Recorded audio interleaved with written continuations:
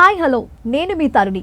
Welcome to click TV. Andhra and Telangana రాష్ట్రాలలో 10th class అయిపోయిన తర్వాత ఒక ఎంపీసీ బ్రాంచ్ తీసుకోవాలి అనుకుంటే ఎలాంటి కాలేజ్ చూస్ చేసుకోవాలని చాలామంది కన్ఫ్యూజ్ అవుతూ ఉంటారు. మరి అలాంటి తరుణంలో చాలామందికి వెంటనే గుర్తొచ్చేది శ్రీ చైతన్య విద్యా సంస్థలు. అది తెలియని వాళ్ళు ఎవరూ ఉండరు. యావత్ ప్రపంచంలో శ్రీ చైతన్య కాలేజ్ అంటే ఎంతో ఫేమస్ అండి. మళ్ళీ అలాంటి శ్రీ చైతన్య కాలేజ్ 37 సంవత్సరాల సుదీర్ఘ అనుభవంతో ఎంతోమంది విద్యార్థులకు ఒక మంచి భవిష్యత్తును ఇచ్చి ఎంతో ఉన్నత శిఖరాలను అధిరోహించేలా చేసింది. మరి అలాంటి తరుణంలో ఐఐటి ఫ్యాకల్టీగా శ్రీ చైతన్యలోని 30 సంవత్సరాల తన సుదీర్ఘ అనుభవంతో ఎంతోమంది విద్యార్థులను ఒక ఉన్నత భవిష్యత్తులో పెట్టారు. సో మరెవరూ కాదండి, శ్రీ చైతన్య ఐఐటి ఎగ్జిక్యూటివ్ డీన్ గారు డాక్టర్ రఘు గారు ఉన్నారు. తనతో మాట్లాడి మరిన్ని విశేషాలు తెలుసుకునే ప్రయత్నం చేద్దాం. నమస్తే సార్. గుడ్ ఈవినింగ్, ఎలా ఉన్నారు? సార్ చెప్పండి, భారతదేశంలో ఇప్పుడు ఎంపీసీ కంప్లీట్ చేసి ఫ్యూచర్లో ఒక సైన్స్ రంగంలో రాణించడానికి ప్రఖ్యాతమైన సంస్థలు ఎలాంటివి ఉన్నాయి ఒక స్టూడెంట్? అంతేకాకుండా ఐఐటి, ఎన్ఐటి, IIIT ఇలాంటి కోర్సెస్లో విద్యార్థులు రాణించాలి అంటే ప్రఖ్యాతిగాంచిన సంస్థలు ఎలాంటివి ఉన్నాయి? మీ మాటల్లో తెలియచేయండి సార్. ఇక్కడ 10th స్టాండర్డ్ కంప్లీట్ చేసిన విద్యార్థులకు వాళ్ళు ఇంజనీరింగ్ స్ట్రీమ్లోని వాళ్ళ భవిష్యత్తుని ఎంచుకున్నట్టయితే మన కంట్రీలో, మన దేశంలో ఉన్న the best prestigious institutions IITs, NITs, IIITs, ఈ 3 చాలా ప్రఖ్యాతమైన విద్యా సంస్థలు ప్రపంచంలో నలుమూలల ఎక్కడికి వెళ్ళినా మన ఐఐటియన్స్, మన ఎన్ఐటియన్స్, మన IIITsలో చదివిన విద్యార్థులు ప్రతి కంపెనీలోని ఉన్నత స్థానాల్లోని ఉన్నారు. ఈ ప్రెస్టీజియస్ ఇన్స్టిట్యూషన్స్ కోసం దేశం మొత్తం మీద ఎవరైతే ఇంజనీరింగ్ స్ట్రీమ్ ఆప్ చేసుకుంటారో వాళ్ళు అందరూ, ఆ విద్యార్థులందరూ కూడా +1 +2 లేకపోతే ఇంటర్మీడియట్లోని వాళ్ళు ఎంపీసీ గ్రూప్ని ఎంచుకుంటారు. ఇది ఇంజనీరింగ్ అండ్ మెడికల్ స్ట్రీము. దీంతో పాటు రీసెర్చ్ అన్నది కూడా చాలా ఇంపార్టెంట్. మన భారతదేశంలో ఇప్పుడు రీసెర్చ్కి గవర్నమెంట్ బాగా ఎంకరేజ్ చేస్తుంది. సో రీసెర్చ్ చేయడానికి కూడా ఎంపీసీ గ్రూప్ అయిపోయిన తర్వాత, ఎంపీసీ గ్రూపులోని ఎంపీసీ మ్యాథ్స్, ఫిజిక్స్, కెమిస్ట్రీ అయిపోయిన తర్వాత, ఇంటర్మీడియట్ తర్వాత పిల్లలు గ్రాడ్యుయేషన్ కంప్లీట్ చేసుకొని, పోస్ట్ గ్రాడ్యుయేషన్ కంప్లీట్ చేసుకొని రీసెర్చ్ ఒక వాళ్ళకి ఇష్టమైన సబ్జెక్టులోని పిహెచ్డి చేసి ఒక రీసెర్చ్ స్కాలర్స్ కింద కూడా డెవలప్ అవ్వడానికి అవకాశం ఉందమ్మా. అలాగే రీసెర్చ్ స్కాలర్స్ కింద డెవలప్ అవ్వడానికి మంచి యూనివర్సిటీస్ మన దేశంలో, ఉన్నతమైన యూనివర్సిటీస్ మన దేశంలో చాలా ఉన్నాయి. ఓకే సార్, మరి అలాగే ఇంజనీరింగ్ అండ్ టెక్నాలజీ ఈ రెండింటి మధ్య వ్యత్యాసం ఏంటండి? Engineering and technology, research 3 ఉంటాయమ్మా. అంటే ఇప్పుడు మనం ఎలాగైతే బ్రహ్మ, విష్ణు, మహేశ్వరు అంటామో అలాగా ప్రజెంట్ ఉండే జనరేషన్, ప్రజెంట్ ఉండే ప్రపంచంలోని ఇంజనీరింగ్, టెక్నాలజీ అండ్ రీసెర్చ్ ఈ 3 కూడా సైన్స్ ఆప్ చేసుకున్న గ్రూప్ పిల్లలకి చాలా చాలా చాలా ఇంపార్టెంట్. ఇంజనీరింగ్ అన్నది కొన్ని కోర్సెస్ లైక్ సివిల్ కానీ, మెకానికల్ కానీ వాటన్నిటికీ ఇంజనీరింగ్ అంటే ఒకప్పుడు అవన్నీ BE అనేవాళ్ళు, అవి బ్యాచిలర్ ఆఫ్ ఇంజనీరింగ్ అని ఉండేవి. ఇప్పుడు ఆ బ్యాచిలర్ ఆఫ్ ఇంజనీరింగ్ అనే వర్డ్ తీసి మొత్తం అన్నిటికీ బీటెక్ అని పెట్టేశారు. టెక్నాలజీ అనేసరికల్లా ఐటీ కోర్సెస్ కానీ, లేకపోతే ఆర్టిఫిషియల్ ఇంటెలిజెన్స్ కానీ, కంప్యూటర్ సైన్స్ కానీ, లేకపోతే ఈసీ ఎలక్ట్రానిక్స్ కానీ, లేకపోతే IIIE కానీ, ఇవన్నీ ఇంజనీరింగ్ అంటే టెక్నాలజీ కింద వస్తాయమ్మా. ఇప్పుడు ఏంటంటే government BE bachelor of engineering అన్నది తీసేసి అన్నిటికీ బీటెక్ అన్నది పెట్టారు. 3వది రీసెర్చ్ అమ్మా. రీసెర్చ్ అన్నది చాలా చాలా ఇంపార్టెంట్. ఎందుకు రీసెర్చ్ అంటే స్టూడెంట్కి తనకిష్టం ఉన్న ఫిజిక్స్ కానీ, కెమిస్ట్రీ కానీ, మ్యాథమెటిక్స్లో కానీ, లేకపోతే బయాలజీలో కానీ ఈ 3 రీసెర్చ్ చేయడం అన్నది చాలా చాలా ఇంట్రెస్టింగ్ ఉంటుంది పిల్లలకి. ఆ రీసెర్చ్ ఓరియంటేషన్లో కూడా పిల్లలు కానీ ఆ డైరెక్షన్లో కూడా వెళ్ళిన వాళ్ళకి చాలా మంచి భవిష్యత్తు మన ప్రపంచంలో ప్రజెంట్ రీసెర్చ్కి చాలా ఉందమ్మా. దానికి ప్రజెంట్ ఎగ్జాంపుల్స్ ఏంటంటే ఆర్టిఫిషియల్ ఇంటెలిజెన్స్ అన్నది మనందరము కూడా ఈ మధ్యకాలంలో గత 5 సంవత్సరాలు బట్టి ఆర్టిఫిషియల్ ఇంటెలిజెన్స్ గురించి చాలా ఎక్కువగా మనం మాట్లాడుకుంటున్నాం. అలాగే స్పేస్ టెక్నాలజీ అంటే స్పేస్లో జరిగే ప్రతిదీ స్పేస్ టెక్నాలజీతో రిలేట్ అయ్యి ఉంటుంది. వాటి గురించి కూడా చాలా, అంటే 2 ఎగ్జాంపుల్స్ చెప్తున్నాను నేను మీకు. వీటి గురించి మనం ఎక్కువ మాట్లాడుకుంటున్నాం. ఇవన్నీ ఏంటంటే స్పేస్ టెక్నాలజీ అనేది ఒక రీసెర్చ్ ఓరియంటెడ్ అమ్మ. అంటే స్పేస్లోని చంద్రమండలం కానీ లేకపోతే ఈ ప్రజెంట్ వచ్చే శాటిలైట్స్ ఏవైతే మనం లాంచ్ చేస్తున్నాం ఇవన్నీ అక్కడంతా స్టడీ చేసి ఇక్కడ దాని మీద రీసెర్చ్ చేసి అక్కడవన్నీ కూడా ఇన్ఫర్మేషన్ ఎప్పటికప్పుడు ఇచ్చేదే ఈ రీసెర్చ్ అన్నది. అలాగే కెమిస్ట్రీలో రీసెర్చ్ ఒక బెస్ట్ ఎగ్జాంపుల్ రీసెర్చ్కి వచ్చేసరికల్లా మనకి కోవిడ్లోని మన భారతదేశం నుంచే వ్యాక్సిన్ అన్నది త్రూఅవుట్ ప్రపంచం అంతటికీ వ్యాక్సిన్ని సప్లై చేసింది మన భారతదేశమే. అది కూడా మన అందరికీ తెలిసిందే, హైదరాబాద్ కంపెనీ మా అందరికీ సప్లై చేసింది. మరి అది రీసెర్చ్ చేసిందే కనుక వచ్చింది. కనుక ఇప్పుడు ఈ బయోటెక్నాలజీలో జరిగే రీసెర్చ్ కానీ లేకపోతే ఫిజిక్స్లో కానీ కెమిస్ట్రీలో కానీ ఈ రీసెర్చ్ అన్నది కూడా చాలా చాలా ఇంపార్టెంట్, చాలా ప్రత్యేకమైనది, చాలా అవసరం కూడా రాబోయే రోజుల్లో అది చాలా అవసరం కూడా. So engineering, technology and research మూడు కూడా సైన్స్కి రిలేటెడ్ కోర్సెస్ అన్నమాట.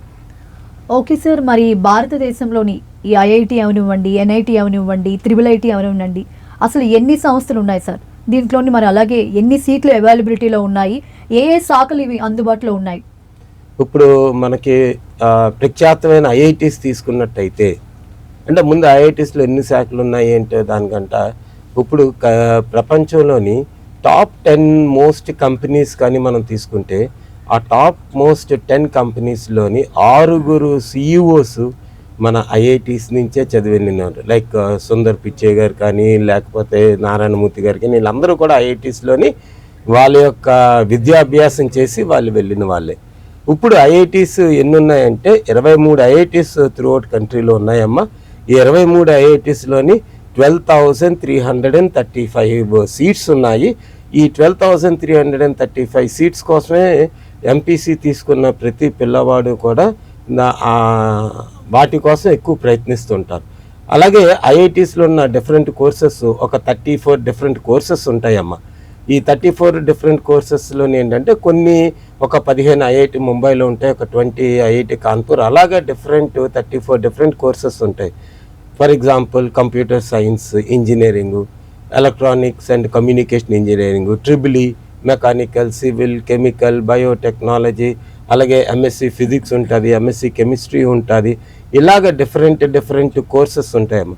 వీటితో పాటు ఇంటిగ్రేటెడ్ కోర్స్ అన్నది 4 years ఆఫ్ బీటెక్ లేకపోతే 5 years ఆఫ్ ఎంటెక్ చేసే కోర్సెస్ కూడా ఉంటాయి.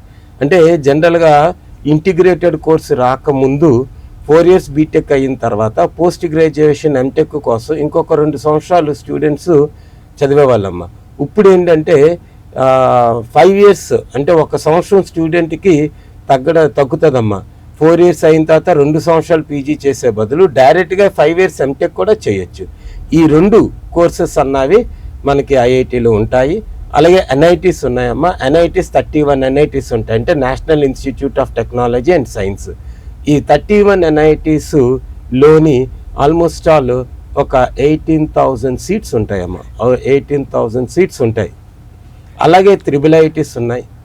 ఈ IIITస్లోని దెర్ ఆర్ 13 IIITs. ఈ 13 IIITస్లోని మీకు ఒక 8,000 సీట్స్ ఉంటాయి. ఈ 13 IIITస్లోని ఒక్కొక్క IIITలోని 4 బ్రాంచెస్ ఉంటాయి. ఐఐటీస్ లాగా ఎన్ఐటీస్ లాగా ఎక్కువ బ్రాంచెస్ ఉండవు, 4 బ్రాంచెస్ ఉంటాయి. ఒకటి సిఈసి, ఒకటి సిఎస్సి, రెండోది ఈసీఈ, మూడోది IEEE, నాలుగోది కొన్నిట్లోని మెకానికల్ ఉంటుంది, కొన్నిట్లో సివిల్ ఉంటుంది. అలాగే ఓన్లీ 4 బ్రాంచ్లే IIITస్లో ఉంటుంది. సార్ అలాగే ఇప్పుడు దేశంలోని ఐఐటి అవనివ్వండి, ఎన్ఐటి అవనివ్వండి, ఈ కోర్సుల్లోని విద్యార్థులు ప్రిపేర్ అవ్వాలి అంటే ఎలా ప్రిపేర్ అవ్వాలి, ఎలాంటి అర్హత కలిగి ఉండాలి, టోటల్ ఎంతమంది ఈ కోర్సెస్కి అపియర్ అవుతున్నారు? ఇప్పుడు ఐఐటీస్ 23 ఐఐటీస్ ఉన్నాయమ్మా. ఇందాక చెప్పినట్టు 23 ఐఐటీస్లోని 12,800 సీట్లు ఉన్నాయి. ఆల్మోస్ట్ ఆల్ 13,000 సీట్స్ అనుకోండి. అలాగే ఎన్ఐటీస్ 31 ఉన్నాయి. ఈ ఎన్ఐటీస్ 31 ఎన్ఐటీస్లోని ఒక 18,000 సీట్స్ ఉంటాయి. వీటి కాకుండా ఇప్పుడు గవర్నమెంట్ ఏం చేసిందంటే లాస్ట్ 5 years బట్టి central government super numeral seats అని కూడా పెట్టారండి. ఆ సూపర్ న్యూమరల్ సీట్స్ ఏంటంటే ఐఐటీలో ఒక 700 ఉంటాయి, ఎన్ఐటీస్లో ఒక 1000 దాకా ఉంటాయి. ఇవేంటంటే ఎక్స్క్లూజివ్ ఓన్లీ ఫర్ గర్ల్స్. ఈ సీట్స్ బాయ్స్కి ఎవరు, ఇవి ఓన్లీ గర్ల్స్కి అలాట్ చేస్తారమ్మా. ఇప్పుడు మీరు అడిగిన ప్రశ్నకి ఏంటంటే ఎంతమంది ఈ ఎగ్జామ్ అంటే ఈ ఐఐటీస్కో లేకపోతే ఎన్ఐటీస్కి IIITస్కి పోటీ పడుతున్నారు, దేశంలోని ఎంతమంది ఈ సీట్ల కోసం పోటీ పడుతున్నారు అన్నది మీ సందేశం. దానికి ఏంటంటే ఐఐటీస్లోకి ఎంటర్ అవ్వాలి అంటే, ఒక సీట్ సంపాదించుకోవాలంటే జేఈ అడ్వాన్స్ అండ్ ఎగ్జామినేషన్లో స్టూడెంట్ క్వాలిఫై అవ్వాలి. ఎన్ఐటీస్, త్రిబుల్ ఐఐటీస్, తర్వాత వచ్చే గవర్నమెంట్ ఫండెడ్ ఇన్స్టిట్యూషన్స్ వాటిలోకి ఒక అర్హత కావాలి అంటే JEE mains and examination student రాయాలి. ఇప్పుడు ఇక్కడ ప్రాసెస్ ఎలాగుంటుందంటే, first JEE mains exam student రాస్తాడు. ఆ జేఈ మెయిన్ ఎగ్జామ్ అన్నది 2 దఫాలుగా కండక్ట్ చేస్తారు. ఒకటి జనవరిలో కండక్ట్ చేస్తారు, 2వ ఏప్రిల్లో కండక్ట్ చేస్తారమ్మా. స్టూడెంట్ ఎవరైనా 2 రాసుకోవచ్చు, 2 పర్యాలు రాసుకోవచ్చు. ఆ రాసుకున్న రెండిట్లోని ఏది బెస్ట్ స్కోర్ వస్తే, ఏది బెస్ట్ పర్సెంటేజ్ వస్తే అదే కన్సిడర్ చేస్తారు. అలాగా మన దేశంలో జేఈ మెయిన్స్ రాసేవాళ్ళు ఆల్మోస్ట్ 11 లక్షల మంది పిల్లలు ప్రిపేర్ అయి రాస్తున్నారు జేఈ మెయిన్స్. ఈ జేఈ మెయిన్స్లోని 11 లక్షల మందిలోంచి 2,50,000 మందిని క్వాలిఫై చేస్తారు. ఈ 2,50,000 మంది అంటే different categories, open category 51%, OBC 37%, SC, ST, PhD అన్నీ కలుపుకొని 2,50,000 మందిని సెలెక్ట్ చేస్తారు. ఈ 2,50,000 మంది జేఈ అడ్వాన్స్ రాస్తారు. వాళ్ళే ఎలిజిబుల్ ఐఐటికి. అంటే మీకు ముందు జేఈ అడ్వాన్స్ రాసి ఒక ర్యాంక్ సంపాదించుకొని ఐఐటిలోకి అర్హత పొందాలి అంటే ఫస్ట్ జేఈ మెయిన్స్లో క్వాలిఫై అవ్వాలి. ఆ జేఈ మెయిన్స్లో క్వాలిఫై అయితేనే వాళ్ళకి జేఈ అడ్వాన్స్ రాయడానికి అవకాశం వస్తుంది. ఆ జేఈ అడ్వాన్స్ 2,50,000 మంది రాసిన దాంట్లో అందులోని వాళ్ళు క్వాలిఫై అయితే అప్పుడు వాళ్ళకి ఐఐటిలో అర్హత అన్నది సంపాదించుకోగలుగుతారు. ఓకే సార్, మరి మన గత సంవత్సరంతో మనం కంపేర్ చేసుకుంటే 2023-24కి సంబంధించి ఈ జేఈలోని ఎలాంటి పర్సెంటేజ్తోని స్టూడెంట్స్ అనేది వచ్చారు సార్? ఇప్పుడు త్రూఅవుట్ కంట్రీలోనమ్మ లాస్ట్ ఇయర్ జేఈ మెయిన్స్ అనేది ఒక 10,40,000 మంది దాకా రాశారమ్మ. అంటే ఏప్రిల్ సెషన్ 2 కానీ, జనవరి సెషన్ 1 కానీ కలుపుకొని అది 300 మార్కులకి కండక్ట్ చేస్తారు. మ్యాథ్స్ 100 మార్కులు, ఫిజిక్స్ 100 మార్కులు, కెమిస్ట్రీ 100 మార్కులు, 300 మార్కులకి కండక్ట్ చేశారు. ఈ 300 మార్కుల్లోని ఏ స్టూడెంట్కి అయితే 100 మార్కుల దాకా తెచ్చుకోగలుగుతాడో వాడు జేఈ మెయిన్స్లో క్వాలిఫై అవుతాడు. అప్పుడు ఆ విద్యార్థికి జేఈ అడ్వాన్స్ రాయడానికి అర్హత అన్నది వస్తుంది. అంటే 93.12%. ఇప్పుడు జేఈ మెయిన్స్ ఎలాగుంటుంది అంటమ్మా, మార్కులు, దాని మీద పర్సంటైలు, తర్వాత ర్యాంకులు ఇస్తారమ్మా. అంటే పర్సంటైల్ బేస్ చేసుకొని ర్యాంకులు ఇస్తారు. పర్సంటైల్స్ ఎలా క్యాలిక్యులేట్ చేస్తారంటే మార్క్స్ బేస్ చేసుకొని క్యాలిక్యులేట్ చేస్తారు. కనుక లాస్ట్ ఇయర్ 93.21% వచ్చిన ఓపెన్ కేటగిరీలో ప్రతి స్టూడెంటు కూడా జేఈ మెయిన్స్లో క్వాలిఫై అయ్యారు. అంటే యావరేజ్న మార్కులు బట్టి చూసుకున్నట్టయితే ఒక 100 మార్కులు విద్యార్థి కానీ తెచ్చుకోగలిగితే, 300కి ఒక 100 మార్కులు కానీ విద్యార్థి తెచ్చుకోగలిగితే ఆ విద్యార్థి జేఈ మెయిన్స్లో క్వాలిఫై అవుతుంది. అలాగే జేఈ అడ్వాన్స్కి వచ్చేసరికల్లా, ఐఐటి కోసం కండక్ట్ చేసే జేఈ అడ్వాన్స్ ఎగ్జామ్ వచ్చేసరికల్లా ఏ విద్యార్థి అయితే వాళ్ళు కండక్ట్ చేసిన ఎగ్జామ్లోని 30% పర్సంటైల్ కదమ్మా, 30% ఆఫ్ స్కోరు. అంటే లాస్ట్ ఇయర్ 360 మార్కులు కండక్ట్ చేశారు, అందులో 30% రావాలి. ఒక్కొక్క సంవత్సరం ఒక్కొక్క టోటల్ ఉంటుందమ్మా. ఒక సంవత్సరం 360 ఉంటే ఒక సంవత్సరం 366, కొన్ని సంవత్సరాలు 400, కొన్ని సంవత్సరాలు 420 అలా కండక్ట్ చేస్తారు, మార్కులకి కండక్ట్ చేస్తారు. అందులో 30% స్కోరు తెచ్చుకునే ప్రతి విద్యార్థికి కూడా ఒక సీట్ అన్నది వస్తుంది. ఓకే సార్, అంతేకాకుండా ఒక సాధారణ విద్యార్థి జేఈ అడ్వాన్స్లోని అతనికి ఎంత కఠినంగా ఉండొచ్చు సార్?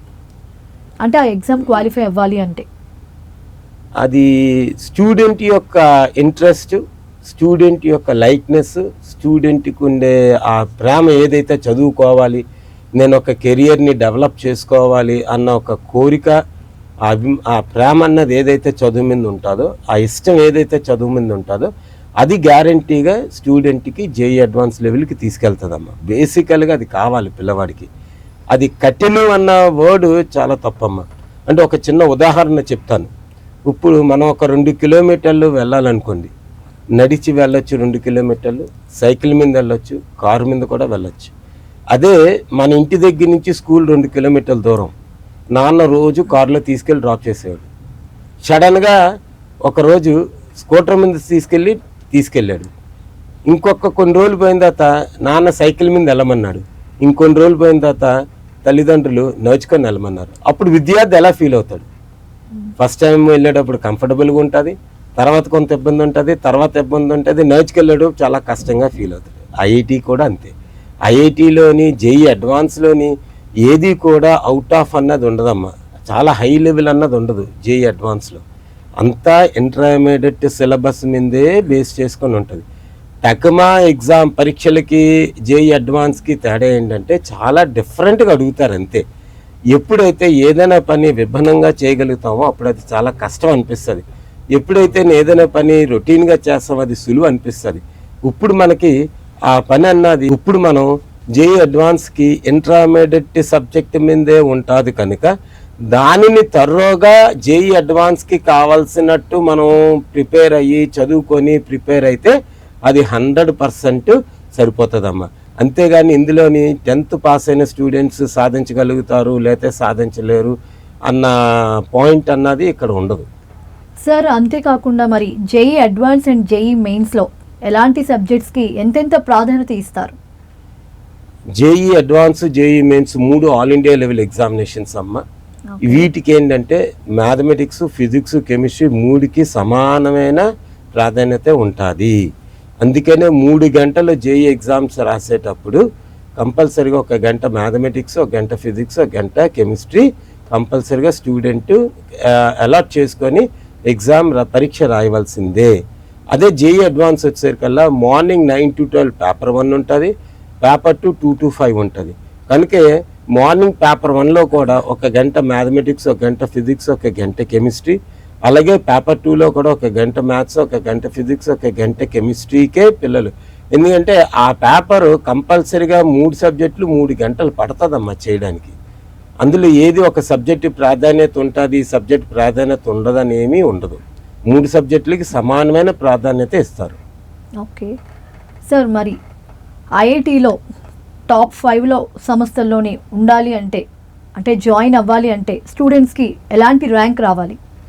అంటే టాప్ 5 ఐఐటీస్లో కానీ జాయిన్ అవ్వాలంటే టాప్ 5 ఐఐటీస్ అంటే IIT Chennai, IIT Mumbai, IIT Delhi, IIT Kanpur and IIT Kharagpur. ఈ 5 కూడా టాప్ 5 ఐఐటీస్ అమ్మ. అలాగే తక్మా ఐఐటీస్ కూడా చాలా బాగుంటాయి. ఐఐటి హైదరాబాద్ కూడా చాలా బాగుంటుంది. హైదరాబాద్ ఐఐటి భువనేశ్వర్ కూడా చాలా మంచి ప్లేస్మెంట్స్, చాలా మంచి ఫ్యాకల్టీ అందరూ ఉన్నారు. బట్ టాప్ 5 ఐఐటీస్కి వచ్చేసరికల్లా స్టూడెంటు కంపల్సరీగా ఎన్ని మార్కులకైతే జేఈ అడ్వాన్స్ ఎగ్జామ్ కండక్ట్ చేస్తారో దాంట్లో నుంచి 60% స్కోర్ అన్నది తీసుకురావాలి. అంటే ఒక 360 మార్కులు కానీ ఎగ్జామినేషన్ కండక్ట్ చేస్తే అందులో 60% స్కోరు స్టూడెంట్కి రావాలి. అలాగే వచ్చినట్టయితే స్టూడెంట్కి ఒక బిలో 1000 ర్యాంక్ అన్నది, అంటే నేను మాట్లాడుతుంది ఓపెన్ కేటగిరీ ఆల్ ఇండియా లెవెల్లో. రిజర్వేషన్ అవి ఉంటే 1500కైనా రావచ్చు, 2000కైనా రావచ్చు. బట్ ఓపెన్ కేటగిరీలో రావాలంటే కంపల్సరీగా స్టూడెంట్కి బిలో 1000 ర్యాంక్ అన్నది రావాల్సిందే. ఓకే సార్, మరి రానున్న 10 సంవత్సరాల్లో అతి ప్రాముఖ్యమైన ఏవైనా 4 కోర్సుల గురించి చెప్పగలరా సార్? ఇప్పుడు మారుతున్న ప్రపంచం బట్టి టెక్నాలజికల్గా ప్రపంచం చాలా ఫాస్ట్గా ఎదుగుతుందమ్మా. అది మటుకు వాస్తవం. ఎందుకంటే మన చేతిలో ఉన్న మొబైలే రోజు రోజుకి అప్డేట్ అవుతుంది, రోజు రోజుకి మార్పు జరుగుతుంది. కనుక టెక్నాలజీ తోటి ప్రపంచం చాలా మారుతుంది. ఆ టెక్నాలజీకి తగ్గట్టు ప్రపంచం మారుతున్న ప్రపంచానికి తగ్గట్టు విద్యార్థులు కూడా వాళ్ళ యొక్క నాలెడ్జ్ని, వాళ్ళ యొక్క స్కిల్స్ని పెంచుకోవాలి అంటే 4 మేజర్గా ఉన్న చేంజెస్, లేకపోతే 4 మేజర్ ఏంటంటే, ఒకటి మ్యాథమెటిక్స్ అన్నది చాలా చాలా ఇంపార్టెంట్. అలాగే ఆర్టిఫిషియల్ ఇంటెలిజెన్స్ ఒకటి, డేటా సైన్స్ ఒకటి, ఇలాగా 4-5 కోర్సెస్ అయితే స్టూడెంట్ చాలా చక్కగా ఇప్పుడు రాబోయే 10 సంవత్సరాలని ప్రపంచంలో జరుగుతున్న మార్పులకి తగ్గట్టు మార్చుకోవాలి అంటే స్టూడెంట్ కంపల్సరీగా మ్యాథమెటిక్స్ అన్నది చాలా చాలా ఇంపార్టెంట్ రోల్ ప్లే చేస్తుంది. ఎందుకంటే ఇప్పుడు ఆర్టిఫిషియల్ ఇంటెలిజెన్స్ అన్నది మనం అందరం మాట్లాడుకుంటున్నాం. ఆర్టిఫిషియల్ ఇంటెలిజెన్స్ అన్నది కంప్లీట్ మ్యాథమెటిక్స్ అండి. అసలు 100% మ్యాథమెటిక్స్ మీదే బేస్ అయ్యి ఉంటుంది. రాబోయే 10 సంవత్సరాలు ఆర్టిఫిషియల్ ఇంటెలిజెన్స్ తోటే ప్రపంచం అంతా నడిచే అంటే సూచనలు బాగా కనబడుతున్నాయి. కనుక ఏ స్టూడెంట్ అయితే కంప్యూటర్ సైన్స్లో కోర్సుతో పాటు ఆర్టిఫిషియల్ ఇంటెలిజెన్స్ని కూడా, అంటే మ్యాథమెటికల్ బ్యాక్గ్రౌండ్తో ఉండే కోర్స్ ఏదైతే చేయగలుగుతాడో ఆ రోజు స్టూడెంట్ చాలా సక్సెస్ అవుతాడు. అలాగే రెండోది ఇందాక చెప్పినట్టు రీసెర్చ్ ఒకటి చాలా ఇంపార్టెంట్ అమ్మ. స్టూడెంట్స్ రీసెర్చ్ వైపు అయితే చాలా చక్కగా సెటిల్ అవ్వచ్చు, చాలా మంచి భవిష్యత్తు ఉంటుంది రీసెర్చ్ వైపు. ఓకే సార్, జేఈ అడ్వాన్స్లోని మరి ర్యాంకు సాధించడానికి ఒక విద్యార్థి ఒక సబ్జెక్ట్లో ఎంత సమయం అనేది సాధన చేయగలరు? అంటే ఇప్పుడు ఇక్కడ బిలో 10 కానీ, బిలో 100 కానీ, బిలో 1000 కానీ, లేకపోతే ఒక సీటు తెచ్చుకునే ర్యాంక్ తెచ్చుకునే ఏ విద్యార్థి అయినా, మన దేశంలోని ఏ విద్యార్థి ప్రిపేర్ అయినా, ఐఐటికి అయినా, జేఈ మెయిన్స్కైనా, దేనికైనా ఒక రోజులోని 10 గంటలే వర్క్ చేయగలరు. మ్యాక్సిమం ఒక 10 గంటలు వాళ్ళు సాధన చేయగలుగుతారు. ఆ 10 గంటల్లో ఏంటంటే కంపల్సరిగా ఒక 3 గంటలు మ్యాథమెటిక్స్, ఒక 3 గంటలు ఫిజిక్స్, 3 గంటలు కెమిస్ట్రీ మీదే వాళ్ళు దాన్ని ఫోకస్ చేసుకోవాలి. ఇంకొక గంట ఏంటంటే వాళ్ళు ఏదైతే చదివారో దానిని మళ్ళీ రీక్యాపులేట్ చేసుకోవడానికి ఇంకొక గంట, ఆ రోజు వాళ్ళు ఏదైతే ప్రిపేర్ చేశారో, వాళ్ళు ఏదైతే చదివారో దాన్ని ఒక మాట రీక్యాపులేట్ చేసుకోవడానికి ఒక గంట స్పెండ్ చేసుకోవాలమ్మ. ఇప్పుడు ఈ 3 గంటలు ఏవైతే ఉన్నాయో మ్యాథమెటిక్స్లోని 3 గంటలు వాళ్ళు ఎలా చేసుకొని ఒక రోజులో చదువుకోవాల్సిన అవసరం ఉంటుంది. ఆ 3 గంటల్లో ఏంటంటే ఒక గంటన్నర టీచర్ చెప్పింది చాలా శ్రద్ధగా నేర్చుకోవాలి. ఒక గంటన్నర వాళ్ళు ప్రిపరేషన్ అన్నది, సాధన అన్నది కంపల్సరీగా చేయాలి. అలాగే ఫిజిక్స్లో కూడా ఒక గంటన్నర టీచర్ చెప్పింది నేర్చుకోవాలి, ఒక గంటన్నర వాళ్ళు దాన్ని ప్రాక్టీస్ చేయాలి. సిమిలర్లీ కెమిస్ట్రీలో కూడా ఒక్కొక్కసారి కొన్ని సబ్జెక్ట్స్లోని కొన్ని చాప్టర్స్ అప్పుడు వాళ్ళకి కొద్దిగా కష్టం అనిపించవచ్చు. అలా కష్టం అనిపించేటప్పుడు ఆ సబ్జెక్ట్లోని ఆ చాప్టర్కి ఇంకొక గంట ఎక్స్ట్రాగా వాళ్ళు పే చేయొచ్చు. ఓకే సార్, అంతేకాకుండా ఒక సాధారణ విద్యార్థి తన 10th క్లాస్ అయిపోయిన తర్వాత జేఈ మెయిన్స్కి ప్రిపేర్ అవ్వాలి అంటే ఎలా ప్రిపేర్ అవ్వాలి సార్? అంటే ఇక్కడ కావాల్సింది ఏంటంటే అమ్మ, ఒక 4 ఇంపార్టెంట్ పాయింట్స్ ఉంటాయి. దాన్ని నేనైతే ఏమని చెప్తానంటే క్యాష్ అని చెప్తానమ్మా.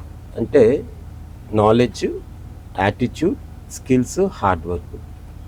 ఈ లాస్ట్ హార్డ్ వర్క్ అన్నది ఎందుకు అంటే కాంపిటీషన్ బట్టే హార్డ్ వర్క్ ఉంటుంది. కాంపిటీషన్ లేకపోతే హార్డ్ వర్క్ అవసరం లేదు. చాలా కాంపిటీషన్ ఉంది. 12 లక్షల మంది మన దేశంలోని విద్యార్థులు ప్రిపేర్ అవుతున్నప్పుడు మనకి ఆ కాంపిటీషన్ ఎంత లెవెల్లో ఉంటుంది అన్నది మనకు తెలుసు కనుక ఆ కాంపిటీషన్ని తగ్గట్టే వాళ్ళు కష్టపడాల్సిన అవసరం ఉంటుంది. కనుక నేను హార్డ్ వర్క్ అన్నది కూడా చెప్పాను. మరి నాలెడ్జ్ అంటారా, కంపల్సరీగా 3 సబ్జెక్ట్స్లోని చాలా డెప్త్లో కాన్సెప్ట్స్ అన్ని అర్థం చేసుకొని చాలా నాలెడ్జ్ గెయిన్ చేయవలసిన అవసరం ఉంటుంది. మరి యాటిట్యూడ్, ఎలాంటి మనస్తత్వం ఉండాలి అంటే స్టూడెంట్ సాధించాలి అన్న మనస్తత్వం. చాలామంది ఏమంటారంటే పాజిటివ్ యాటిట్యూడ్, నెగిటివ్ యాటిట్యూడ్ అంటారు. కానీ నేను మటుకు యాటిట్యూడ్ టు వర్క్, పని చేయాలి అంటే నేను సాధించాలంటే నేను చదవాలి, చదివే యాటిట్యూడ్ అన్నది స్టూడెంట్స్కి కంపల్సరీగా ఉండాలి. ఇది all India level examination, state level exams డిఫరెంట్గా ఉంటాయమ్మా క్వశ్చనింగ్, ఆల్ ఇండియా లెవెల్ ఎగ్జామ్స్లో డిఫరెంట్గా ఉంటుంది క్వశ్చనింగ్. ఎందుకంటే వాళ్ళు యూస్ చేసే English language, framing of the question కానీ, వాళ్ళు ఫ్రేమ్ చేసే క్వశ్చన్ కానీ కొంత డిఫరెన్స్ ఉంటుంది. కనుక ఆ స్కిల్ అన్నది, ఆ క్వశ్చన్ని చదివి దాన్ని ఆన్సర్ చేసే స్కిల్ అన్నది స్టూడెంట్ దగ్గర కంపల్సరీగా ఉండాలి. కనుక 10th స్టాండర్డ్ అంటే నార్మల్ స్టూడెంట్ ఒక 10th స్టాండర్డ్ కంప్లీట్ చేసి వాడు జేఈ మెయిన్స్ కానీ జేఈ అడ్వాన్స్ కానీ మా స్టూడెంట్ ఏం చేసుకున్నట్టయితే, టార్గెట్ చేసుకున్నట్టయితే రోజు రెగ్యులర్గా ప్రాక్టీస్ అన్నది కంపల్సరీగా చేయవలసిందే. ఎప్పుడైతే ప్రాక్టీస్ అన్నది మిస్ అవుతుందో అప్పుడు స్టూడెంట్ అది మిస్ అవుతారమ్మా. అంటే వాళ్ళు ఆ సాధించే ర్యాంక్ ఏదైతే ఉందో అది మిస్ అవుతారు. ఇక్కడ స్టూడెంట్ యొక్క ఇంటెలిజెన్స్, పొటెన్షియల్ అన్నది అసలు ఐ థింక్ అది అసలు సమస్యే కాదమ్మా. ఎందుకంటే ప్రజెంట్ జనరేషన్ ఆఫ్ స్టూడెంట్స్ అందరికీ ఆ తెలివితేటలు ఉన్నాయి, ప్రజెంట్ జనరేషన్ ఆఫ్ స్టూడెంట్స్ అందరికీ అవేర్నెస్ ఉన్నాయి. కానీ ప్రజెంట్ జనరేషన్ ఆఫ్ స్టూడెంట్స్ అందరూ కూడా ఆ పేషెన్సీగా కూర్చొని ఆ వర్క్ ఏదైతే అవసరం ఉందో ఆ వర్క్ రెగ్యులర్గా, సిన్సియర్గా, టైంకి పంక్చువల్గా చేసుకోగలిగితే 100% ప్రతి స్టూడెంటు కూడా ఆ ఛాన్సు, పాసిబిలిటీ అన్నది ఉంటుంది. సార్, మరి జేఈ అడ్వాన్స్ సాధించడానికి మరి ఫౌండేషన్ కోర్స్ అవసరం అంటారా? అంటే ఫౌండేషన్ కోర్సు జేఈ అడ్వాన్స్కి అవసరం అంటే కొంత పర్సంటేజ్, అంటే ఒక 20-25% అడ్వాంటేజ్ అన్నది ఉంటుందమ్మా. మరి 25% దాటి అడ్వాంటేజ్ ఉంటుందని నేను అనుకోను. అది ఆ పేరెంట్ యొక్క ఇంట్రెస్ట్ మీద, స్టూడెంట్ యొక్క ఇంట్రెస్ట్ మీద ఉంటుంది. అంటే పేరెంట్ స్టూడెంట్ కంపల్సరీగా ఐఐటి అన్నది ఒక మేజర్ టార్గెట్గా పెట్టుకునేటప్పుడు 8th స్టాండర్డ్ నుంచే కావాల్సిన ఆ subject knowledge, objective orientation thinking, ఇది చాలా ఇంపార్టెంట్ అమ్మ. Objective orientation of thinking, subject knowledge, ఈ రెండింటిని కానీ 8th స్టాండర్డ్ నుంచి స్లోగా స్టూడెంట్ బిల్డ్ చేసుకొని రాగలిగితే ఎప్పుడైతే వాడు 10th అయిపోయి ఇంటర్మీడియట్కి వస్తాడో అప్పుడు వాడికి కాన్ఫిడెన్స్ అన్నది వస్తుంది. ఆ కాన్ఫిడెన్స్తో 2 సంవత్సరాలు చాలా బాగా చదవగలుగుతాడు. అంటే ఇక్కడ ఏంటంటే ఒకప్పుడు ఐఐటిలోకి ఎంట్రన్స్ ఎగ్జామ్ రాయడానికి చాలా తక్కువ మంది ప్రిపేర్ అవుతూ ఉండేవారు, కనుక 2 సంవత్సరాల సమయం సరిపోయేది. ఇప్పుడు ఆ 2 సంవత్సరాల సమయం అన్నది ఈ హెవీ కాంపిటీషన్ వల్ల సరిపోకపోవడం వల్ల కొంత 1 సంవత్సరం 2 సంవత్సరాలు ముందుగానే దాన్ని ప్రిపేర్ చేసుకుంటే పిల్లలకి ఆ 2 సంవత్సరాలు చాలా ఈజీ అవుతుందనే ఉద్దేశంతో పేరెంట్స్ అందరూ కూడా ఫౌండేషన్ అన్నది పంపిస్తున్నారు. అంటే ఇప్పుడు ఫర్ ఎగ్జాంపుల్ మా దగ్గర చదివిన రామ్ ప్రసాద్ అనే స్టూడెంట్ 62వ ర్యాంక్ వచ్చిందమ్మా. ఆ అబ్బాయి 10th స్టాండర్డ్ నార్మల్ స్కూల్, అంటే ఓపెన్ కేటగిరీ ఆల్ ఇండియాలో 62వ ర్యాంక్ వచ్చింది. వాడు 10th వరకు వాడికి ఐఐటి అంటే ఏంటో తెలియదు. అలాంటి స్టూడెంట్ 2 సంవత్సరాలు చాలా కష్టపడి 62వ ర్యాంక్ తెచ్చుకోగలిగాడు. సార్, మరి జేఈ అడ్వాన్స్కి సంబంధించి ఒక్కొక్క సబ్జెక్ట్కి ఎలాంటి బుక్స్ మీరు బెస్ట్ అని చెప్పి ఏదైనా రిఫరెన్స్ చేయగలరా? ఇప్పుడు జేఈ అడ్వాన్స్కి ఏ బుక్స్ రిఫర్ చేయాలి? వెరీ గుడ్ క్వశ్చన్, చాలా మంచి క్వశ్చన్ ఇది. ఎందుకంటే మార్కెట్లోని ఈ జేఈ అడ్వాన్స్ క్రేజ్ అన్నది ఎప్పుడైతే వచ్చిందో అప్పుడు ప్రతి పబ్లికేషన్స్, ప్రతి ఒక్కరు కూడా ఆ జేఈ అడ్వాన్స్ బుక్స్ బాగా రిలీజ్ చేస్తున్నారమ్మ. ఈ క్వశ్చన్ చాలామంది పేరెంట్స్ కూడా డౌట్ ఉంటుంది, ఎలాంటి బుక్స్ ఫాలో అవ్వాలి, ఏ మెటీరియల్ కొనుక్కోవాలి, ఏ టెక్స్ట్ బుక్ కొనుక్కోవాలన్న పాయింట్ ఆఫ్ వ్యూలో చాలామంది విద్యార్థుల యొక్క పేరెంట్స్ మమ్మల్ని అడుగుతూ ఉంటారు. ఒకటే నేను చెప్తానమ్మా, మెటీరియల్ అన్నది చాలా ఇంపార్టెంట్. ఒక మెటీరియల్ కంప్లీట్ చేసిన తర్వాతే 2 మెటీరియల్ చేయగలిగితేనే స్టూడెంట్కి ఉపయోగం ఉంటుంది. అంతేగాని 4-5 పుస్తకాలు మనం పక్కన పెట్టుకొని ఈ ఫస్ట్ పుస్తకం నుంచి కొంత, సెకండ్ పుస్తకం నుంచి కొంత అలా చదివినట్టయితే ఏ రోజు బెనిఫిట్ అవ్వదు. కనుక స్టూడెంట్ ఒక పుస్తకాన్ని తీసుకొని దాన్ని పూర్తిగా ఆ చాప్టర్లో ఉండే ప్రతి సబ్జెక్ట్, ప్రతి పాయింట్, ప్రతి క్వశ్చన్ని దాన్ని పూర్తిగా త్వరగా చేసి అప్పుడు ఇంకొక పుస్తకంలో రిఫర్ చేస్తేనే స్టూడెంట్కి అడ్వాంటేజ్ వస్తుంది. ఇక్కడ ఎందుకు అలా చెప్తున్నానంటే ఒక పుస్తకం చేశాడు అంటే 90% స్టూడెంట్కి ఆ సబ్జెక్ట్ మీద అంతా తెలుస్తుంది.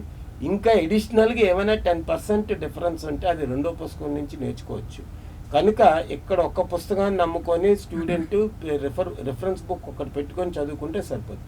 అదే మాలాంటి శ్రీ చైతన్య లాంటి ఇన్స్టిట్యూషన్స్లో ఉండే మెటీరియల్ని చాలా స్ట్రాంగ్గా ప్రిపేర్ అయ్యి ఉంటుంది. కనుక ఆ మెటీరియల్ కానీ స్టూడెంట్ 100% చేయగలిగితే ఇంకొక రిఫరెన్స్ బుక్ అన్నది అసలు స్టూడెంట్ ఆలోచించాల్సిన అవసరం లేదు. సార్, అంతేకాకుండా మరి ఈ జేఈ అడ్వాన్స్కి సంబంధించి ప్రజెంట్ కాలంలోనైతే ఆన్లైన్ క్లాసెస్ అనేవి అన్నీ కూడా చాలా అవైలబిలిటీలో ఉన్నాయి. సో మరి అవి ఎంతవరకు పిల్లలకి ఉపయోగపడతాయి అంటారు? ఆన్లైన్ క్లాసెస్ అన్నవి ఉపయోగం ఉంటుంది, దుర్వినియోగం కూడా ఉంటుంది. ఉపయోగం ఏ విధంగా ఉంటుందంటే స్టూడెంట్ ఎక్కడైనా క్లాసెస్, రెగ్యులర్ క్లాసెస్ మిస్ అయినా, లేకపోతే స్టూడెంట్ రెగ్యులర్గా టీచర్ చెప్పే దగ్గర ఎక్కడైనా అర్థం అవ్వకపోతే ఆ ఆన్లైన్ క్లాసెస్ విని కొన్ని అర్థం చేసుకోవచ్చు. దానివల్ల స్టూడెంట్కి కొంత ఉపయోగం ఉంటుంది. దుర్వినియోగం ఎలాగుంటుందంటే ఆన్లైన్ క్లాసెస్ అన్నవి అన్నీ ఫ్యాషనబుల్గా ఉంటాయమ్మా. కావాల్సినంత డెప్త్లోని స్టూడెంట్స్కి అడ్వాన్స్కి కావాల్సిన డెప్త్లో టీచింగ్ అన్నది ఆన్లైన్ క్లాసెస్లో జరగదు. అక్కడ ఒక్కటి గుర్తుంచుకోవాలమ్మా, మన ఇండియన్ ఎడ్యుకేషనల్ సిస్టమ్ అంతా కూడా టీచర్ బ్లాక్ బోర్డ్ సిస్టమ్ మీద రన్ అవుతుంది. ఎప్పుడైతే విద్యార్థుల ముందు టీచర్ నిలబడి బ్లాక్ బోర్డు మీద రాసి ఎక్స్ప్లెయిన్ చేస్తేనే స్టూడెంట్స్కి, that is our Indian culture and our Indian system of education. కనుక ఆన్లైన్ అన్నది ఒక సపోర్టే, కానీ 100% ఆన్లైన్ మీద రిలై అవ్వకూడదు. Only it is a support. అంటే టీచర్ మన దగ్గర ఉండేటప్పుడు మనకు అర్థం అవ్వకపోతే మళ్ళీ టీచర్ చెప్తారు. లేదంటే మనకి ఎక్కడైనా డౌట్ ఉంటే ఒకసారి టీచర్ని అడిగితే మళ్ళీ టీచర్ ఎక్స్ప్లెయిన్ చేస్తారు. లేకపోతే మనం ఎలాంటి డిఫికల్టీ ఫేస్ చేస్తున్నాం అంటే ఎలాగా సబ్జెక్ట్ని మనం డిఫికల్టీగా ఫేస్ అవుతున్నాం అన్నది చెప్తే దాన్ని ఎంత సులువుగా నేర్చుకోవచ్చు అన్నది టీచర్ చెప్పగలుగుతారు. ఆన్లైన్లో ఏంటి రికార్డెడ్గానే మనం చూడాల్సి వస్తుంది. కనుక మన ఇంటరాక్షన్ విత్ ద టీచర్ అన్నది ఆన్లైన్లో అంత పర్ఫెక్ట్గా ఉండదు. సో ఎప్పుడైనా ఆన్లైన్ అన్నది ఒక సపోర్ట్ అంతేగాని అది కంప్లీట్ రిలయబుల్ ఎడ్యుకేషనల్ లెర్నింగ్ కాదు. సో సార్, పిల్లలు జేఈ మెయిన్స్ అవనివ్వండి, జేఈ అడ్వాన్స్ అవనివ్వండి, ఇలాంటి పరీక్షలు రాసేటప్పుడు వాళ్ళు ఎలాంటి నియమాలు పాటించాలో మీ మాటల్లోని కొంచెం తెలియజేస్తారా?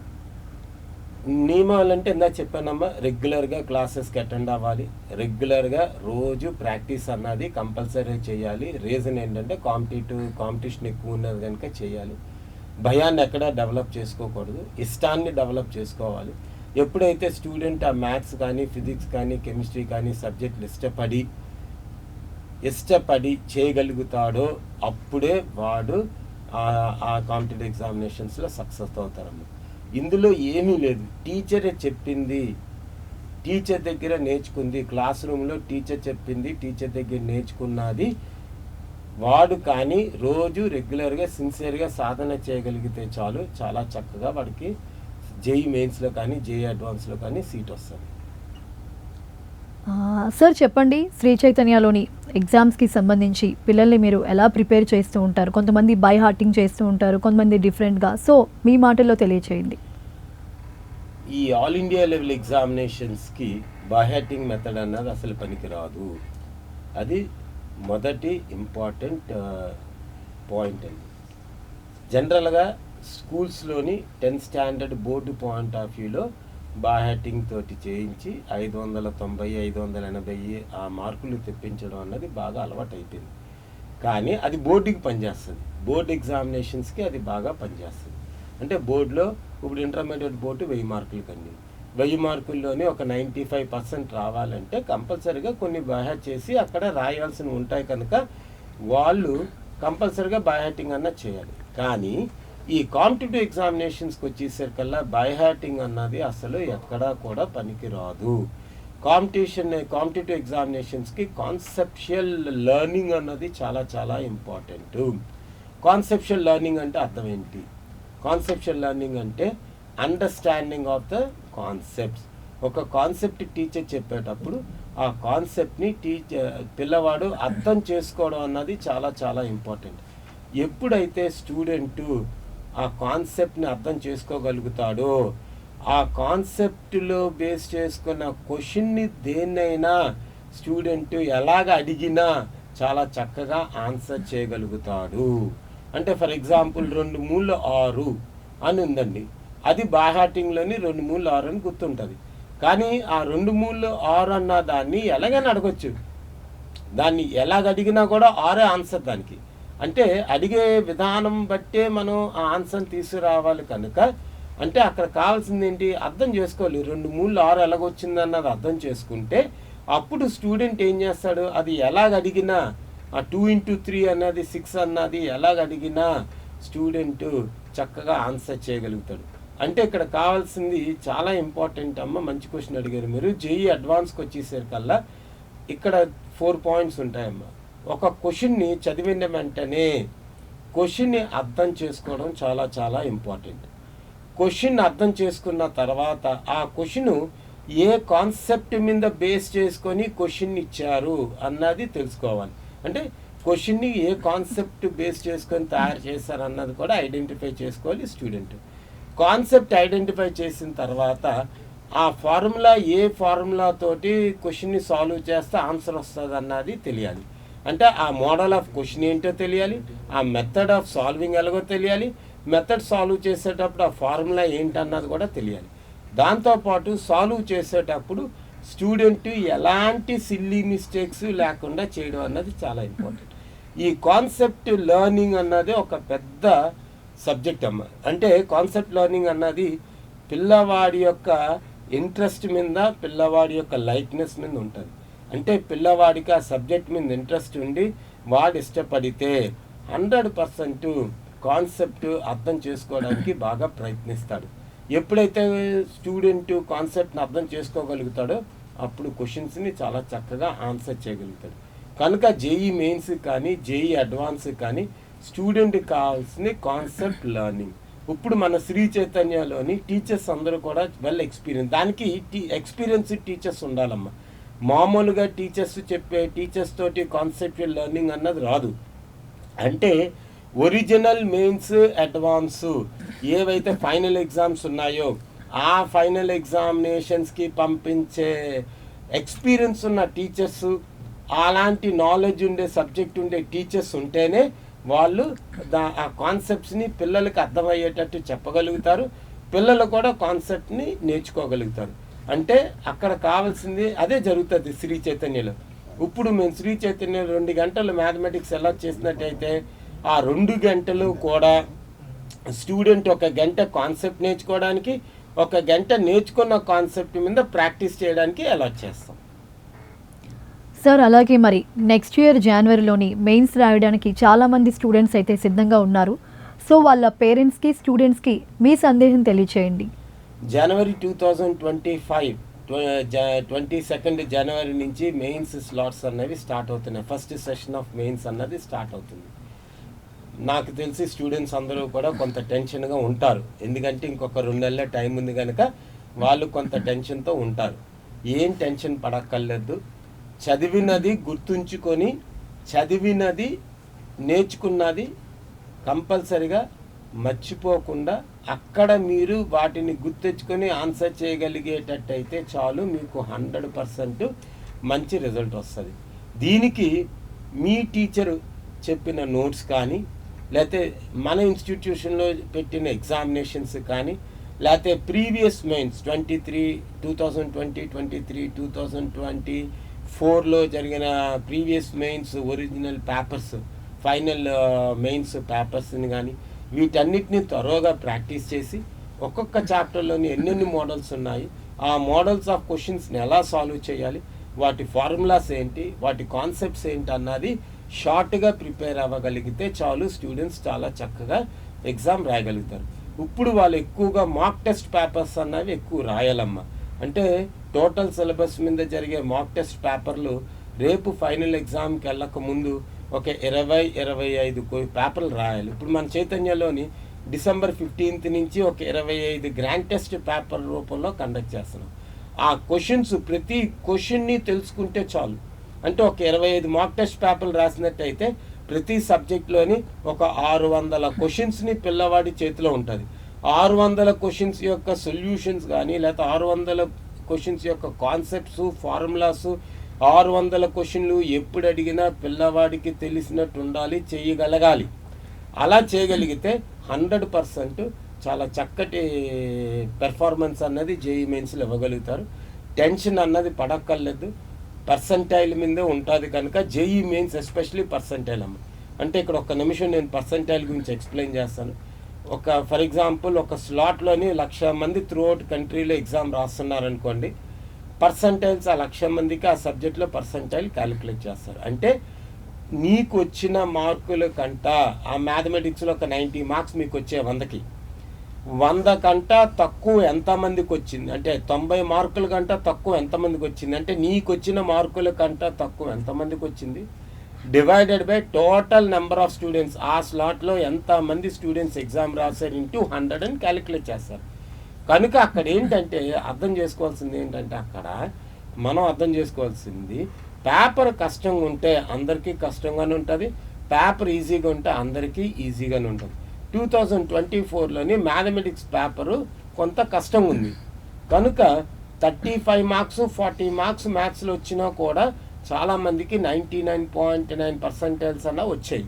అదే ఫిజిక్స్ కొంత మోడరేట్గా ఉంది, కెమిస్ట్రీ కొంత మోడరేట్గా ఉంది కనుక అక్కడ 65-70 మార్క్స్ 100కి వచ్చినా కూడా పిల్లలకి 96%, 97% వచ్చాయి.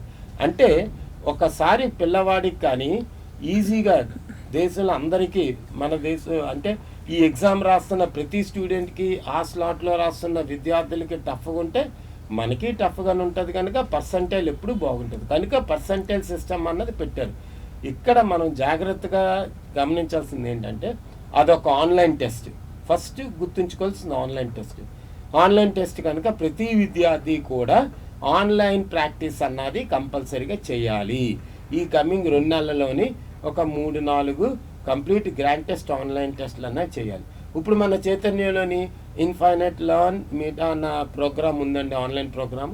కనుక మనం పిల్లల చేత కంపల్సరీగా ప్రతి సండే సాటర్డే ఆన్లైన్ ఎగ్జామ్సే రాయిస్తాం. కనుక మన చైతన్య పిల్లలందరికీ ఆన్లైన్లో ఎగ్జామ్ రాయడం అన్నది బాగా అలవాటైంది. అలాగే ప్రతి విద్యార్థి ఆన్లైన్ ప్రాక్టీస్ అన్నది కంపల్సరీగా చేయాలి. రెండోది, ఒక 15 క్వశ్చన్లు ప్రతి సబ్జెక్ట్లోని కరెక్ట్గా, అంటే ఇచ్చే 25 బిట్లు, మ్యాథ్స్లో 25 ఇస్తారు, ఫిజిక్స్లో 25, కెమిస్ట్రీలో 25 ఇస్తారు. ఈచ్ సబ్జెక్ట్లో ఒక 15 బిట్లు కరెక్ట్గా చేయగలిగితే చాలా మంచి పర్సంటేజ్ వస్తుంది. టోటల్ 180+ ఉంటుంది. పిల్లవాళ్ళకి చాలా మంచి రిజల్ట్, మంచి ఎన్ఐటీస్లో సీట్లు వస్తాయి. కనుక ఇక్కడ మనకు అక్కడ కావాల్సింది ఏంటంటే తప్పు చేయకుండా స్టూడెంట్ తెలిసింది తప్పు చేయకుండా ఉంటే చాలు, ఒక సీట్ వస్తుంది. తెలిసినది తప్పు చేయకూడదు.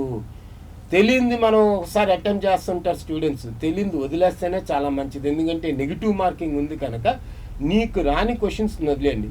వచ్చిన క్వశ్చను, చేసిన క్వశ్చను, తెలిసిన క్వశ్చన్ని మటుకు తప్పు చేయకుండా చేయగలిగితే చాలు, స్టూడెంట్ చాలా చక్కగా సక్సెస్ అవుతాడు.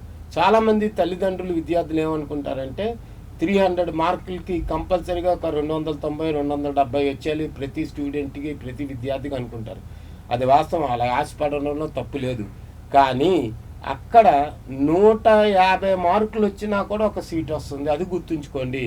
కనుక పిల్లలు, విద్యార్థుల మీద ఒత్తిడి పెట్టకుండా తల్లిదండ్రులు, నువ్వు 150 మార్కులు తెచ్చుకోగలవు, 300కి 150 మార్కులు తెచ్చుకునేటట్టు జాగ్రత్తగా ఎగ్జామ్ రాయగలిగితే నీకు కావాల్సిన ఎన్ఐటీ సీట్ వస్తుంది. కనుక ఆ దశగా ఆ డైరెక్షన్లో పిల్లల్ని మనం ట్రైనప్ చేసుకుంటే వాళ్ళు ప్రెషర్ ఫీల్ అవ్వకుండా కాన్ఫిడెంట్గా ఎగ్జామ్కి వెళ్ళి రాయగలుగుతారు. లేకపోతే ప్రతి విద్యార్థికి నాకు 250 కావాలి, 270 మార్కులు కావాలన్న ఒత్తిడి ఎప్పుడైతే ఉంటుందో, మార్కులు తెచ్చుకోవాలన్న ఒత్తిడి ఎప్పుడైతే ఉంటుందో అప్పుడు స్టూడెంట్ ప్రెషర్గా ఫీల్ అవుతాడు. సార్, చివరిగా అయితే మీ యొక్క ఫ్యాకల్టీ గురించి మీ మాటల్లో ఒక 2 మాటలు తెలియజేయాలని కోరుకుంటున్నాను. శ్రీ చైతన్యలో ఉండే ఫ్యాకల్టీ చాలా చాలా చాలా ఎక్స్పీరియన్స్డ్ ఫ్యాకల్టీ అమ్మ. గత 25 సంవత్సరాలు బట్టి నేను శ్రీ చైతన్య విశాఖపట్నం ఐఐటి అకాడమీలో ఉన్నాను. ప్రతి సంవత్సరము, అసలు మీరే చాలా ఆశ్చర్యపోతారు, ప్రతి సంవత్సరము 500 మంది పిల్లలు ఎన్ఐటీస్, ఐఐటీస్, IIITస్లో జాయిన్ అవుతున్నారు. గత సంవత్సరం కూడా 2024లోని 503 మంది మన విశాఖపట్నం శ్రీ చైతన్య, నేను కంప్లీట్ శ్రీ చైతన్య గురించి మాట్లాడలేదమ్మా, విశాఖపట్నం శ్రీ చైతన్య గురించి మాట్లాడాను. అదే మొత్తం చైతన్యంలో అయితే కొన్ని వేల మంది పిల్లలు ఐఐటీస్, ఎన్ఐటీస్, IIITస్లో జాయిన్ అవుతున్నారు. మా ఫ్యాకల్టీ అన్నది చాలా చాలా అప్డేటెడ్ ఫ్యాకల్టీ. అంటే ప్రజెంట్ ఉండే ఎగ్జామినేషన్ ట్రెండ్స్కి తగ్గట్టు మా ఫ్యాకల్టీ ఎప్పుడూ రెడీగా ఉంటారు. ఏ మార్పులు జరిగినా పిల్లల దగ్గర నుంచి సక్సెస్ తీసుకొచ్చే ఫ్యాకల్టీ అందరూ మా దగ్గర ఉన్నారు. పిల్లలతో కూర్చొని వర్క్ చేసే పేషెన్స్ ఉండే ఫ్యాకల్టీ ఎప్పుడూ అవసరమా. పిల్లల దగ్గర కూర్చొని వర్క్ చేసే ఫ్యాకల్టీ కానీ, అప్డేటెడ్ నాలెడ్జ్తో ఉండే ఫ్యాకల్టీ కానీ, మారుతున్న ఎగ్జామినేషన్స్కి తగ్గట్టు, కాంపిటీషన్కి తగ్గట్టు పిల్లల్ని తయారు చేసే యాటిట్యూడ్ ఉండే ఫ్యాకల్టీ కానీ, well qualified, well experienced faculty అన్న వాళ్ళు ఎప్పుడూ శ్రీ చైతన్యలో ఉంటారు. అలాగా ఫ్యాకల్టీ దగ్గర అయితే మాకు ట్రైనింగ్ సెషన్స్ ఉంటాయి. ఫ్యాకల్టీని బాగా ట్రైన్ చేస్తాం. ఆ ట్రైనింగ్ సెషన్స్లోని, వర్క్ సెక్షన్స్లోని, వర్క్షాప్స్లోని ఫ్యాకల్టీ బాగా పార్టిసిపేట్ చేసి అందరు ఫ్యాకల్టీ కూడా, డిపార్ట్మెంట్ ఫ్యాకల్టీ అందరూ కూడా కూర్చొని ఒక మంచి ప్రోగ్రామ్ తోటి ఎప్పుడు శ్రీ చైతన్య పిల్లలే సక్సెస్ అయ్యేటట్టు మేము ప్రోగ్రామ్ డిజైన్ చేస్తాం. ఇప్పుడు వరకు అయితే శ్రీ చైతన్య అన్నది నెంబర్ 1 కింద నిలబడ్డది, నెంబర్ 1 రిజల్ట్ అన్నది ఇస్తుంది. దానికి really we very much thankful to the parents, స్టూడెంట్స్కి, మా ఫ్యాకల్టీకి, మా మేనేజ్మెంట్ అందరికి కూడా మేము ఎప్పుడూ కృతజ్ఞులై ఉంటాం. చూశారు కదండి, మనకైతే ఒక చక్కని మెసేజ్ని అయితే ఇచ్చారు. తన 30 సంవత్సరాల సుదీర్ఘ కాలంలోని ఐఐటి ఫ్యాకల్టీగా శ్రీ చైతన్యలో ఎంతోమంది పిల్లలు ఉన్నత శిఖరాలను అధిరోహించడానికి ఎంతో తోడ్పాటును అందించారు శ్రీ చైతన్య ఐఐటి ఎగ్జిక్యూటివ్ డీన్ రఘు గారు.